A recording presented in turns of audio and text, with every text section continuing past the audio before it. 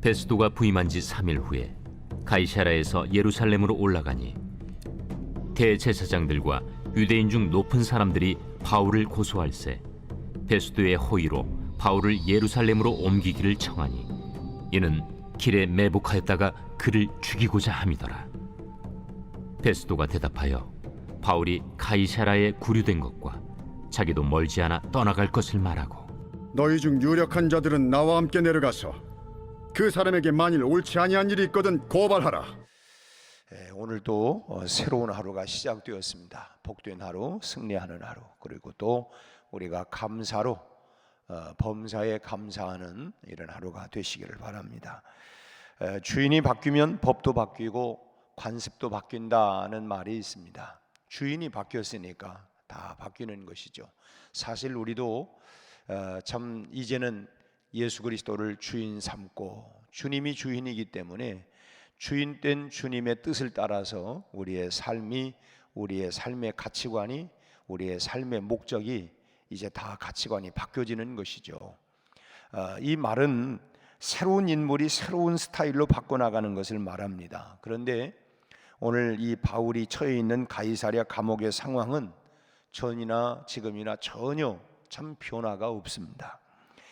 벨릭스 총독이 물러나고 새로운 총독으로 베레스가 부임해 왔지만 상황은 전혀 달라진 것이 없었습니다. 그야말로 바울의 입장에서 볼 때는 하루속히 지금 헐헐 날아서 참 이 땅끝까지 복음을 전파하고 특별히 이방인의 사도로 참 부름받고 그런 사명을 감당하기 위해서 참 힘차게 복음을 전해야 할 상황인데 여전히 이 죄인의 몸으로 이제 묶여서 감옥에 지금 갇혀 있는 상황입니다. 더욱이 유대인들이 참 이번 기회를 이제 기회로 삼아서 바울을 암살을 하려고 하는 계획을 지금 세우고 있습니다. 총독으로 부임해서 자신이 다스릴 지방의 지도자격인 사람들과 인사를 이제 나누기 위해서 가이사랴에서 이제 예루살렘으로 올라온 총독 베스도에게 일단 바울을 재고소하고 그 다음 바울을 예루살렘으로 옮겨줄 것을 요청을 해서 만일 총독이 이에 응하게 된다고 하면 바울이 예루살렘으로 호송되는 그런 그 길목을 딱 지키고 있다가 이제 매복하고 있다가 암살해 버리겠다라고 하는 이런 소위 참 이런 작전 계획을 다 세워놓은 것입니다. 1절 2절이 바로 그런 말씀이죠. 베스도가 부임한 지 3일 후에 가이사랴에서 예루살렘으로 올라가니 이제 거기에 대제사장들과 유대인 중 높은 사람들이 바울을 고소할세. 이제 이 사람들을 서로 이제 정치하는 사람이니까 지방의 그 유지들을 좀 만나서 서로 잘 우리 합시다 뭐 일을 하기 위해서 그저 이제 이런 일들을 알고 이 사람들이 이제 그 고소를 한 것입니다. 고소한 그렇게 해서 3절에 베스도의 호의로 바울을 예루살렘으로 옮기기를 청하니 이는 길에 매복하였다가 그를 죽이려고 했다는 것입니다. 참 이런 끔찍한 암살 계획들을 지금 가지고 있습니다. 참 동족으로부터 이와 같은 그야말로 참 사리에 찬 대우를 받고 있지만 이 바울보다도 사실은 먼저 참 이런 그 동족으로부터 이런 고난을 당하고 능욕을 당하고 그리고 죽임을 당한 분이 바로 예수님이시죠. 예수님은 아무런 죄가 없고 빌라도 재판에서도 빌라도는 아무런 죄를 찾지 못하고 다만 참 사람들이 백성들이 우우하면서 그런 소위 말하면 정치 재판을 한 것입니다. 죄가 있어서가 아니라 민심이 어떻게 돌아가느냐, 이게 정치인들이에요. 지금도 그렇지 않습니까? 민심들이 어떻게 돌아가는가 따라서 그래서 거기에 따라서 그냥 이렇게 움직여가는 것, 그게 정치인들이에요. 아무튼 이 예수님이 분명히 무죄하다고 하는 걸 알고 빌라도 같은 경우는 자기 아내가 아무런 죄 어제 밤에 꿈에 나타났는데 절대로 손대면 안 된다. 그래서 이제 그야말로 바나바를 놔줄 거냐 예수를 놔줄 거냐 뭐 이렇게 소위 말하면 이 그 민중들로 하여금 이렇게 그러나 결국은 그 모든 책임은 누구예요? 그 모든 책임은 결국은 빌라도가 결국은 지는 것 아닙니까? 아무튼 무죄한데도 불구하고 누명을 쓰고 고소를 당하실 뿐만 아니라 참 모든 순환을 겪으셨고 끝내 십자가에서 죽임을 당하신 그분이 바로 예수님이시죠. 그러나 우리가 이사야서를 얘기하고 있는 그가 찔림은, 그가 상함은, 결국 그가 모든 곤욕을 능욕을 당한 것은 우리의 허물, 우리의 죄악 때문이다.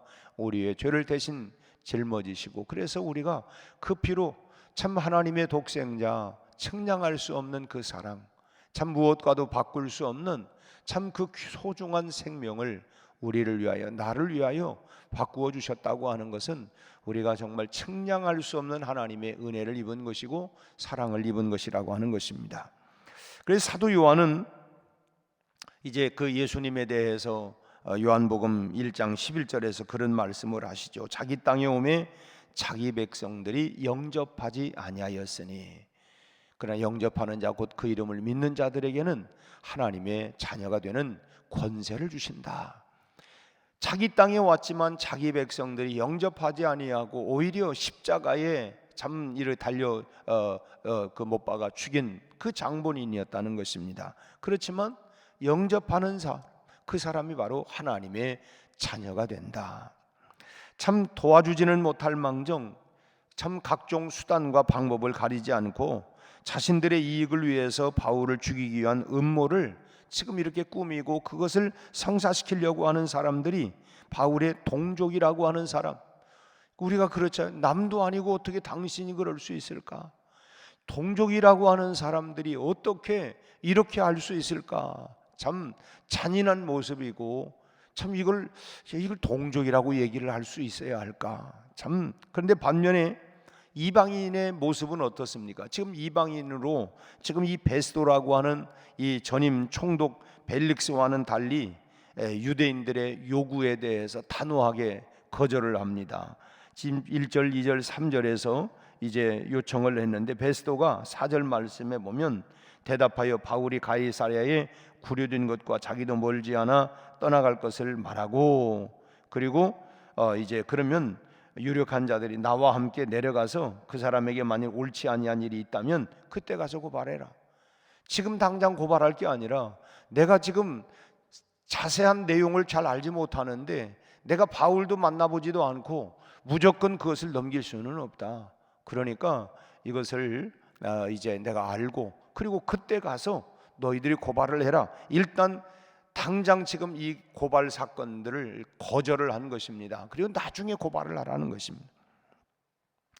바울에게 참 옳지 않은 일이 있다고 하면 가이사랴에 내려가서 그때 송사를 해라. 이 시간을 벌게 되는 것입니다. 그러니 진짜 동족은 지금 바울을 참 어떻게든지 죽이려고 매복을 했다가 음모를 꾸며서 그렇게 죽이려고 지금 난리 법석을 치고 있고, 정작 유대인의 원소로 바울을 미워해야 할 이방인 베스도는 오히려 바울을 지금 도와주고 있는 그런 셈이 된 것입니다. 참 그렇다면 바울의 참 동족은 누굴까? 바울의 동족이 정말 누구라고 얘기해야 할까? 누가복음 8장 21절 말씀을 보면 예수님께서 참 골육, 참 친척이 누구냐? 그때 이제 그 예수님께서 이제 그 제자들이 그 골육 친척이 왔습니다. 그러니까 거기에 대한 답변을 예수님이 하신 말씀이 내 어머니와 내 동생들은 곧 하나님의 말씀을 듣고 행하는 이 사람들이다. 내 골육 친척은 진짜는 누구냐? 하나님의 말씀을 듣고 행하는 사람들이 진짜 골육이다 라고 이렇게 주님이 대답을 하시죠. 여러분, 성도에게는 하나님의 말씀에 순종하는 사람들만이, 그 사람들이 참 주님의 말씀을 빌어 얘기한다고 하면 골육이고 형제이고 우리가 동족이라고 하는 것입니다. 그래서 우리가 사랑하는 주님 앞에 형제자매 한 피 바다 한 몸 이룬, 그래서 우리는 그리스도 안에서 참 골육이다, 형제다. 왜? 우리가 한 피로, 예수의 피로 말미암아, 그래서 우리가 하나님의 말씀에 순종하는 그 사람들만이 진정한 우리가 그리스도 안에서 골육과 친척이고 형제고 동족이라고 하는 것입니다. 참 혈통이나 육정으로 난 사람들이 골육과 형제 친척이 아니라고 하는 것입니다. 오직 주님을 구주로 믿고 그야말로 끝까지 견디고 앞만 보고 나가는 사람들이 진정으로 볼 때의 영적인 이런 골육이다, 영적인 동족이라고 하는 것입니다.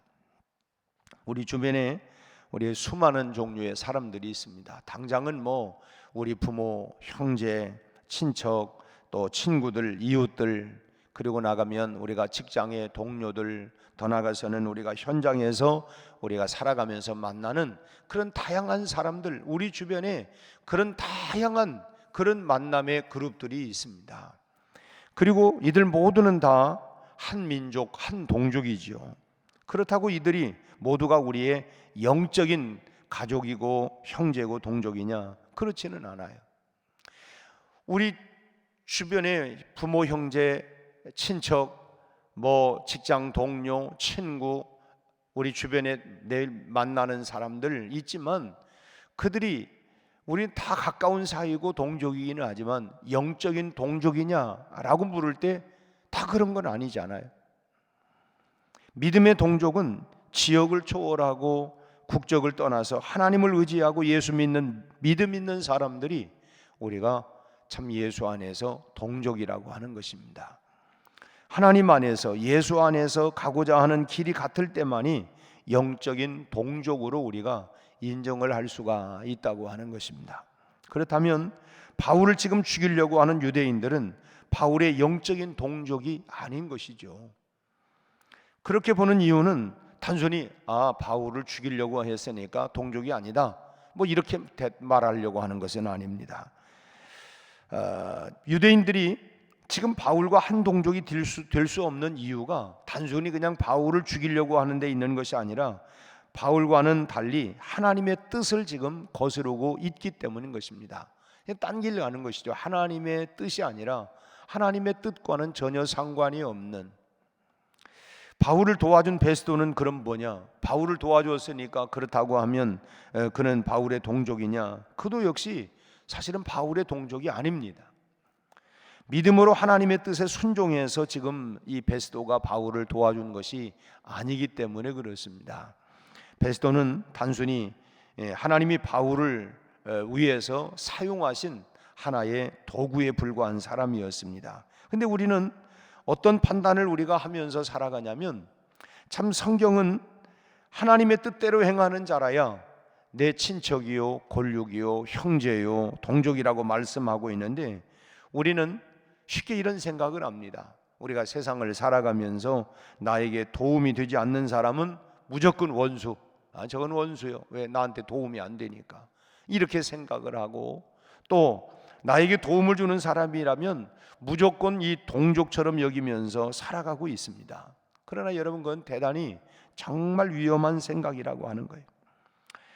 영적인 권력은 오직 믿음 안에서 하나님의 뜻대로 행하는 사람뿐이라고 하는 것을 우리는 분명히 알아야 합니다.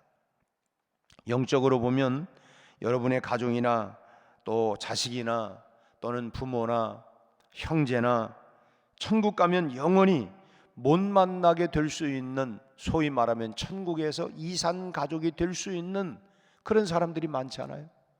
지금은 우리가 뭐 만난다고 하지만 여러분, 천국에 가서는 우리가 영원히 이산 가족이 될 수 있는, 지금도 실향민들 참 이북에서 떠나와 가지고 어떻게 해서든지 가족을 상봉하려고 하고 있고 그 가족에 대한 애달픈 마음을 갖고 있지 않습니까? 그렇다면 우리가 장차 우리가 천국에 가서 영원히 이산 가족 된다고 생각을 할 때에 참 그때 가서 우리가 이 땅에서 지금 실향민으로 살아가는 사람들이 그리움 속에 살아가고 참 그런 마음을 우리가 장차 우리가 그런 마음을 가지고 만약에 우리 참 이 가족 중에 우리 부모님, 우리 형제 또 자식 중에 만약 그런다고 하면 우리는 정말 이 천국에서 이산 가족으로 우리는 살아갈 수밖에 없다고 하는 거예요. 참 그런 사람들이 뭐 얼마나 많겠습니까? 그렇기 때문에 영적인 이산 가족이 되지 않기 위해서는 오늘 우리의 혈육을 진정으로 우리가 사랑하고 우리가 영원히 우리가 이산 가족이 되기를 원치 않는다고 한다면 우리는 뭐 해야 돼요? 당장 전도해야 합니다. 우리가 나사로의 그 부자와 나사로 비유에서 여러분 천국과 지옥에 건너갈 수 있는 그런 곳이 아니에요. 그렇기 때문에 우리는 열심히 전도해야만 하는 이유가 내가 장차 이산 가족이 되지 않기 위해서는 내가 전도해야 된다. 여러분 가족을 천국에서 못 만나는 비극이 여러분 가족 중에 한 사람도 없기를 바랍니다. 그러기 위해서는 우리가 뭐 해야 돼요? 기도해야 하고 우리가 전도해야 하고 우리가 한 영혼들을 천국에 이산 가족이 없도록 참 다 정말 영원히 상봉하며 살아갈 수 있는 이런 은혜를 위해서 오늘 또 우리가 부지런히 우리가 믿지 않는 진짜 골육이 누냐 영원한 천국에서까지 우리가 한 피마다 한 몸을 이루어서 이 땅에서만이 아니라 유대인이 유대인의 진정한 동족이 아닌 것처럼 여러분 우리가 영원한 동족을 만들기 위하여 여러분 오늘 또 전도하고 우리 내가 알고 있는 내 주변의 사람들을 함께 천국으로 우리가 꼭 갈 수 있도록 여러분 전도하는 일에 힘쓸 수 있기를 주의 이름으로 축원합니다. 그리고 우리가 참 어제 다니엘 기도회에 강사로 나오신 분을 통해서 참 저도 은혜를 많이 받았어요. 참 그리스도인들의 비전이 뭐냐, 목적이 뭐냐, 참 그런 것을 참 도전을 많이 받았고 또 이제 우리 교회 22명의 입시 이번 대학 앞두고 있는 그런 우리 수험생들도 한번 꼭 들었으면 좋겠다. 그래서 뭐가 비전인가, 뭐가 꿈인가 그러면서 상당히 많은 도전을 받게 되었는데 우리 그 자녀들도 또 부모들도 함께 한번 꼭 어저께 그 유튜브로 다 나오니까 그 강의를 한번 그 말씀을 한번 꼭 듣기를 권면합니다. 아무튼 오늘 또 우리가 참 뭐 나 혼자 천국 갈 수 없잖아요. 우리 온 가족 우리가 영원한 이산 가족으로 살 수 없잖아요.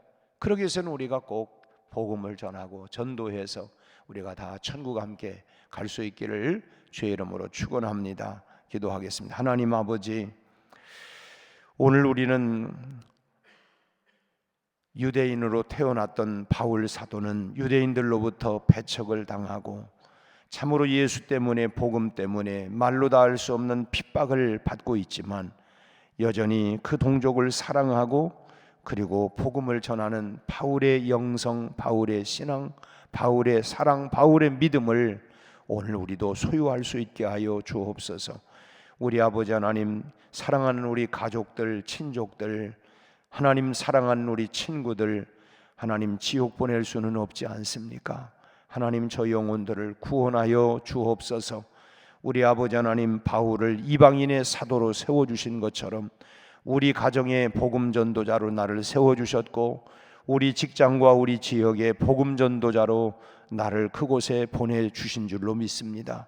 우리 아버지 하나님, 오늘 내가 있는 곳에 내 주변의 모든 사람들을 우리 아버지 하나님과 함께 진정한 권력으로, 천국 권력으로, 친족으로, 동족으로 세워갈 수 있게 하여 주시옵시고, 우리 아버지 하나님, 그러기 위하여 오늘 또 우리 아버지 하나님, 참으로 천하보다 귀한 하나님이여 그 귀한 사랑하는 영혼들을 우리가 복음 전하는 일에 최선을 다하게 하시고, 오늘 또 하나님 내 가족 중에 단 한 사람도 지옥 가는 사람이 없도록 우리 하나님 천국으로 인도하게 하여 주시옵소서. 우리 아버지 하나님, 이제 우리 오는 주일에 있을 하나님이여 각 기관 정기 총회에도 아버지 하나님이여 수고한 우리 귀한 사역자들을 축복하시고 새로운 일꾼들도 하나님 세워주셔서 하나님 저들을 통하여 하나님의 역사에 하나님 믿음의 바톤을 가지고 잘 달려갈 수 있게 하여 주시옵시고, 아버지 하나님 믿음을 더하여 주시고 열정을 주시옵시고, 아버지 하나님이여 참으로 나는 부족하고 감당할 수 없지만 내 실력과 내 재주와 능력이 아니라 하나님의 능력으로 성령의 충만함으로 하나님의 지혜로 감당할 수 있도록 저희들에게 영권 능력을 더하여 주옵소서. 우리 아버지 하나님, 또 사무총회를 앞두고 하나님이여 참으로 하나님의 교회를 세워가는 일에 모두가 하나님 참으로 헌신하고 하나님이여 서로 섬겨가며 함께 건강한 교회, 아름다운 교회, 하나님이여 은혜와 진리가 넘치는 교회를 함께 세워가는 일에 함께 수고하고 함께 참여하고 섬겨갈 수 있도록 일꾼들을 일으켜 주시옵소서. 아버지 하나님, 오는 토요일에 있을 하나님이여 금토일에 있을 하나님 이번 또 하나님이여 김장에도 하나님이여 귀한 사역자들을 축복하여 주옵시고, 아버지 하나님이여 온 성도들의 식탁을 풍성하게 만드는 아름다운 섬김의 일에 하나님이여 참으로 귀한 하나님 일꾼들을 통하여 주님께서 은혜를 베푸시고 강건케 하여 주옵소서.